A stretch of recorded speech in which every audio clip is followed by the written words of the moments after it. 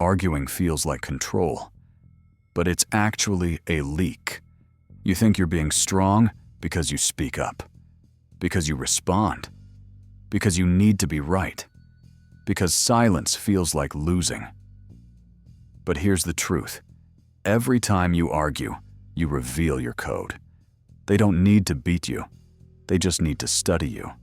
They watch how fast you react, how much you need to explain, how emotionally dependent you are on being validated. And the more you speak, the easier it becomes to map your emotional system. They say something sharp, you flinch. They say something unfair, you engage. They accuse you of what you're not, and you respond. You think that's control, but it's actually self-disclosure. Every time you justify, you give them a blueprint. Every time you defend, you tell them where to aim next. You're not winning.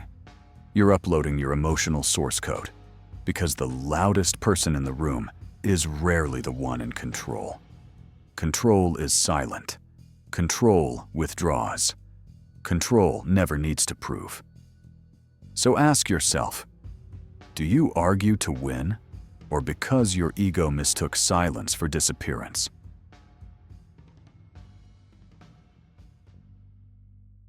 The system is designed to drag you into argument. Arguments aren't accidents. They're designs, built to extract reaction. Look around. Online debates, trigger headlines, comment section wars. None of it is about truth. It's about activation. Because an activated mind is predictable. It flinches. It performs. It hands over the blueprint. You think you're exchanging ideas, but you're being mined. Mined for patterns, tone shifts, ego defenses, words you can't resist responding to. Every platform you scroll isn't asking, what do you believe? It's asking, what makes you react? And once it finds the answer, it feeds it back to you. Over, and over, and over again. That's not coincidence. That's code. It knows your triggers, your insecurities, your need to clear things up, your inability to leave things unanswered. And it uses all of it against you.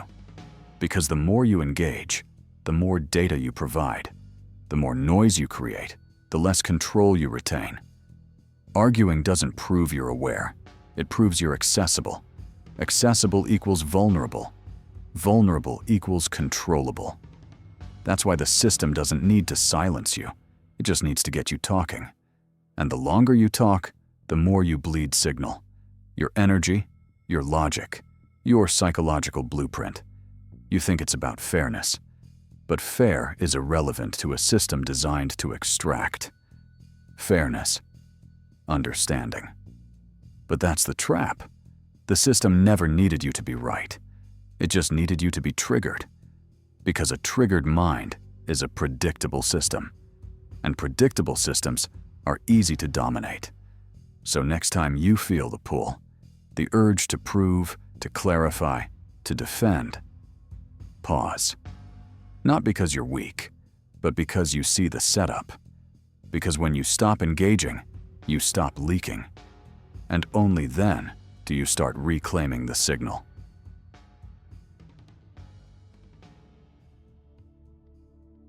Signs you've been pulled into the argument loop. You don't notice it at first. It feels justified. It feels necessary. It feels like standing your ground. But it's not control. It's loop activation.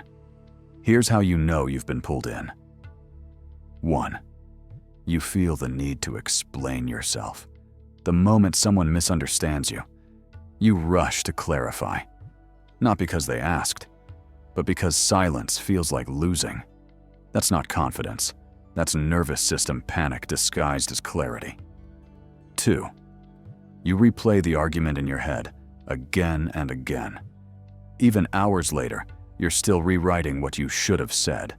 You build better comebacks, sharpen imaginary responses, relive a fight that already ended. You're not resolving it. You're looping in emotional latency.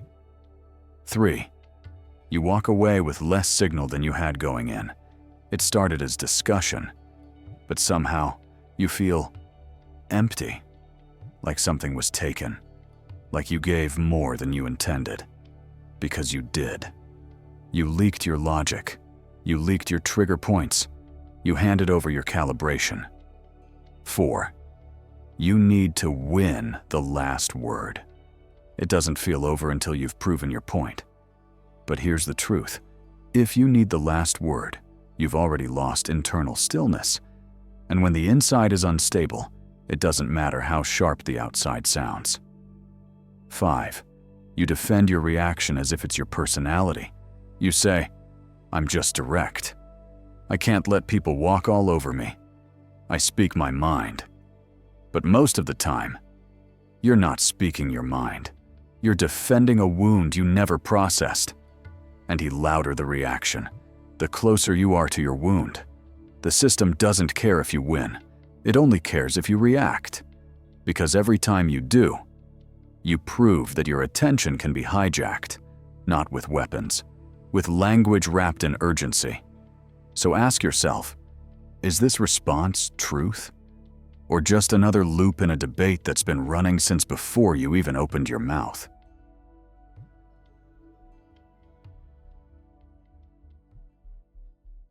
Withdrawal isn't weakness, it's nervous system strategy. They told you to speak your truth, to never back down, to fight for your voice. But here's the truth. Not everything deserves response. Not everyone earns your frequency. Withdrawal isn't fear, it's filtration. You're not running away. You're choosing not to spend energy where it won't create power. Every time you argue, you activate your nervous system. You speed up breath. You tighten posture. You flood cortisol. You initiate your fight script, even when no one threw the first punch. And for what? To win a sentence? To satisfy a reflex? The real damage isn't the argument. It's what it does to your system after the words stop.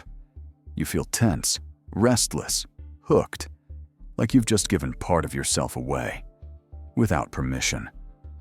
But withdrawal severs the script mid-execution. It tells your body, this is not a threat. This is not worth the signal. We don't engage where control will be lost. You think walking away makes you weak. But here's the reversal. Only the regulated mind can afford silence. Only the emotionally sovereign can exit a trigger without trying to control it. Only the psychologically sovereign can reject the bait without needing applause for doing it. Because arguments aren't conversations. They're invitations to chaos, to leak, to compromise yourself for the illusion of clarity. But cold mind doesn't chase clarity. It creates stillness. And stillness never needs to be explained. So next time you're baited, don't rise, don't fall, don't perform. Withdraw. Not out of fear, out of calculation. Because the one who exits without residue preserves the throne.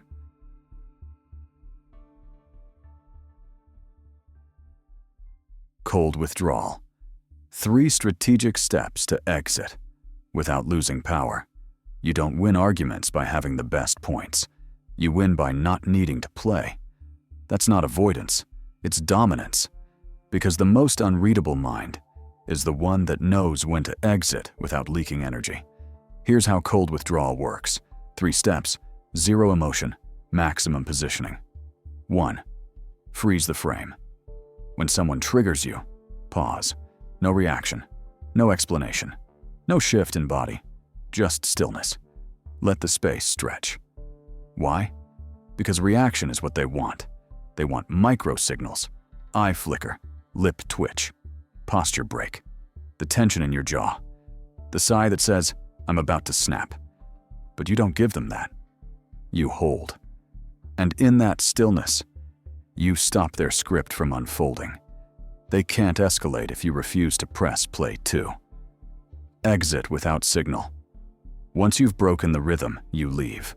Not loudly, not dramatically.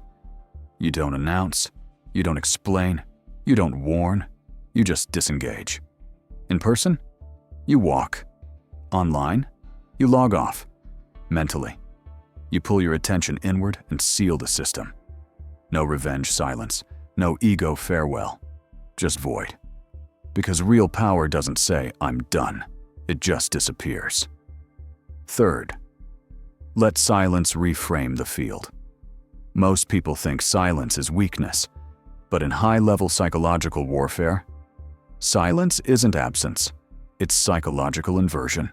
It forces the other person to hear their own voice, to feel the weight of their own noise, to question what they expected from you, and why you didn't play along. You don't need to prove maturity. You don't need to perform calm. You just let stillness apply a pressure no argument can survive. Reframe the entire dynamic without saying a word. Cold withdrawal isn't passive, it's a command, a refusal to let someone else decide when, how, and if you respond. It's not about winning the argument. It's about preserving your psychological territory. Because attention is currency, and cold mind doesn't invest in noise. And cold mind knows where not to spend it. If you master these 3 steps, you won't just avoid fights. You'll become unplayable.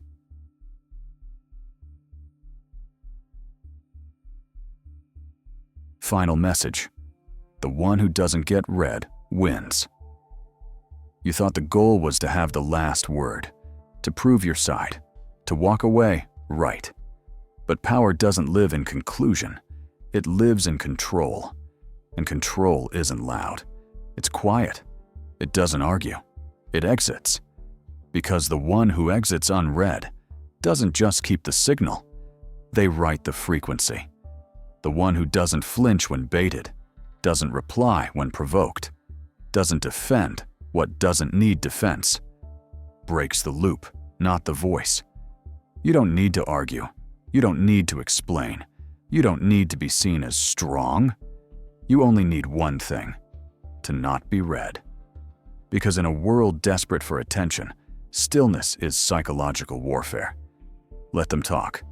Let them provoke. Let them echo in their own algorithm. You withdraw. Neutral. Zero output. Unreadable.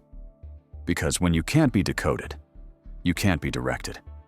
In the next video, we'll expose how guilt is used as a weapon to make you comply, soften, and self-abandon, and how to break free from emotional blackmail permanently. Subscribe. Withdraw with precision. Break the performance.